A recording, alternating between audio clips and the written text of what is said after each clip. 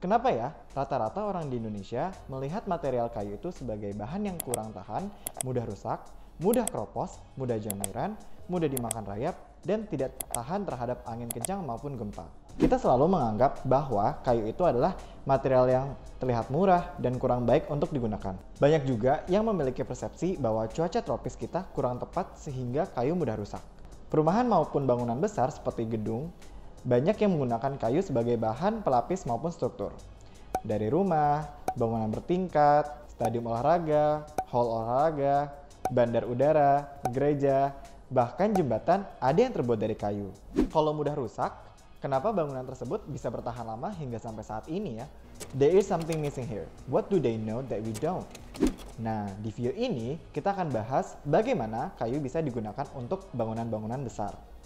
Duduk yang manis karena kelas udah mau dimulai.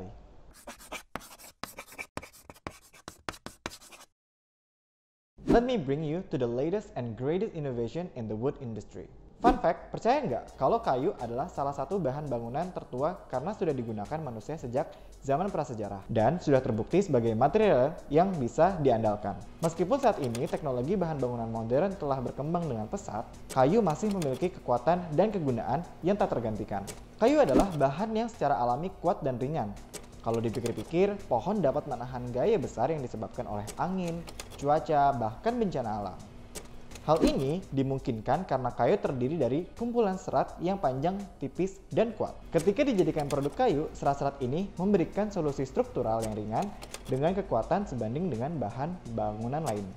Belakangan ini, penggunaan kayu sebagai bahan bangunan cenderung meningkat karena dianggap sebagai bahan bangunan yang ramah lingkungan serta memberikan kesan hangat dan alami pada tampilan interior maupun eksterior suatu bangunan. Sebenarnya, bangunan kayu jika dibangun dengan benar bisa memiliki banyak manfaat dan kegunaan, seperti lebih ringan dan serbaguna dibandingkan dengan bahan bangunan lain. Bangunan kayu juga bisa diprefabrikasi, biasanya disebut sebagai DFMA atau Design for Manufacture and Assembly, sehingga proyek yang skalanya besar dapat diimplementasikan jauh lebih cepat, presisi, dan berkualitas. Sangat cocok untuk bangunan yang sifatnya ikonik. Nah, menarik kan? Ayo mari kita gali lebih dalam. Dunia perkayuan sudah sangat maju loh. Perkembangan secara teknologi dan risetnya lebih advance dibandingkan apa yang diketahui oleh kebanyakan orang di Indonesia.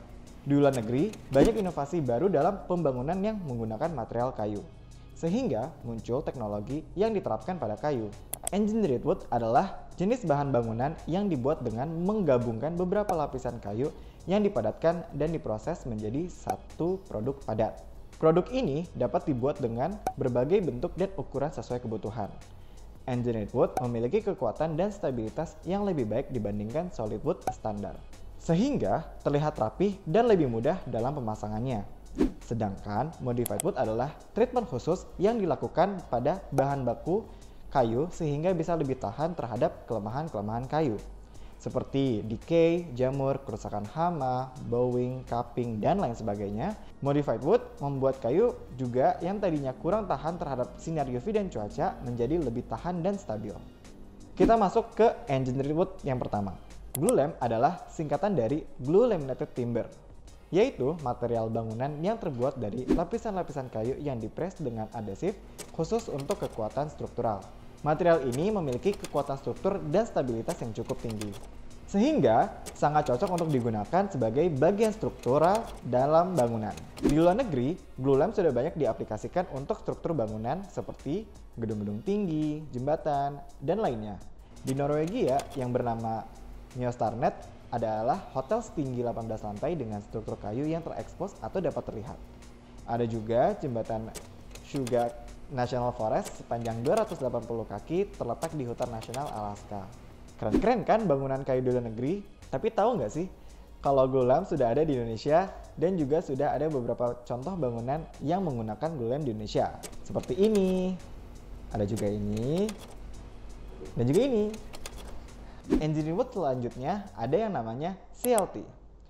Cross Laminated Timber atau CLT adalah bahan bangunan yang terbuat dari lapisan-lapisan kayu, biasa disebut lamela, yang dipasang secara berlawanan atau crosswise 90 derajat. CLT biasanya terbuat dari lapisan-lapisan kayu yang ditempelkan bersama-sama dan dipasang berdampingan. Ini membentuk suatu bahan yang kuat, stabil, dan tahan terhadap beban. Penggunaan selfie saat ini semakin populer dalam konstruksi gedung-gedung tinggi karena memberikan alternatif yang lebih baik dalam hal kualitas, keandalan, dan ramah lingkungan. Namun, beberapa hal yang perlu diperhatikan saat menggunakan selfie adalah perlindungan terhadap air dan serangga, serta perlunya perlindungan api yang baik. Blue Lamp dan CLT tadi adalah contoh penerapan engineered wood. Sekarang kita coba bahas soal modified wood. Akoya adalah jenis kayu yang diproduksi melalui proses modifikasi yang disebut acetylation. Proses asetilasi bertujuan mensubstitusi gugus hidroksil dalam kayu dengan gugus asetil.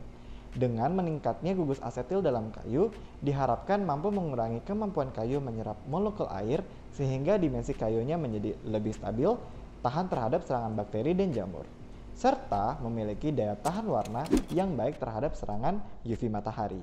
Akoya bisa digunakan dalam berbagai aplikasi, seperti untuk eksterior dan interior, mulai dari kisi-kisi, ceiling, decking, bahkan untuk cladding.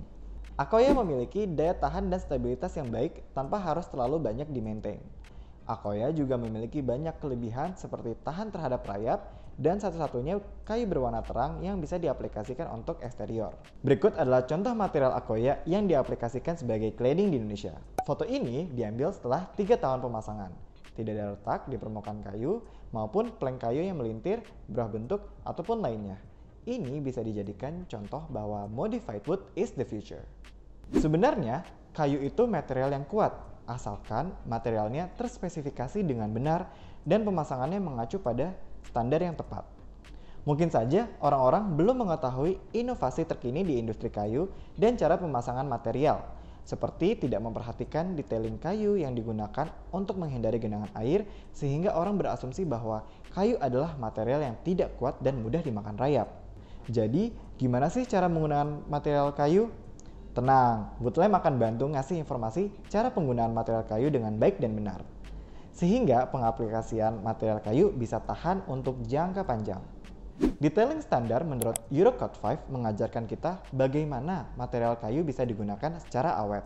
Contoh-contoh cara penggunaan material kayu yang salah adalah sebagai berikut. 1. Cor struktur kayu langsung ke beton. Hal ini bisa menjadi fatal karena pada saat kayu dicor langsung ke beton, ketika hujan, air akan mengendap di dalam beton tersebut sehingga kayu yang ada di dalamnya akan lembab dan lapuk. Kayu yang lembab akan memicu perkembangan jamur, lalu akan diserang rayap dan serangga. 2. Tidak membuat jarak dari tanah. Bangunan kayu jika tidak diberikan jarak dari tanah akan timbul resiko kerusakan yang dapat disebabkan oleh splashback atau pantulan air hujan dari tanah. Bangunan kayu jika tidak diberikan jarak dari tanah akan timbul resiko kerusakan yang dapat disebabkan oleh splashback atau pantulan air hujan dari tanah, kelembapan, dan serangan hama kayu. Hal ini dapat terjadi karena tanah cenderung basah dan air akan terserap pada end grain yang mengakibatkan kondisi lembab yang dapat merusak kayu. Kelembapan yang terus-menerus dapat menyebabkan kayu membusuk atau terkena serangan hama kayu seperti rayap, kumbang kayu, ataupun jamur. Yang ketiga, tidak menggunakan overhang di desain atap. Kelemahan utama kayu adalah air. Jika desain detailing bangunan tidak direncanakan dengan baik terhadap kerusakan air, khususnya di posisi-posisi horizontal, air hujan dapat tergenang di permukaan kayu yang akan menimbulkan retak-retak sehingga air tersebut terserap ke pori-pori kayu dan membuat kayu menjadi lapuk. Penggunaan overhang ini juga dapat mencegah adanya kerusakan yang disebabkan oleh paparan sinar UV.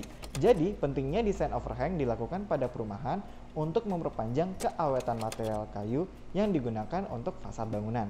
Dalam penggunaan desain atap overhang, potensi genangan air tetap harus diperhatikan agar segala kerusakan dan perawatan intensif bahan kayu bisa diminimalisir.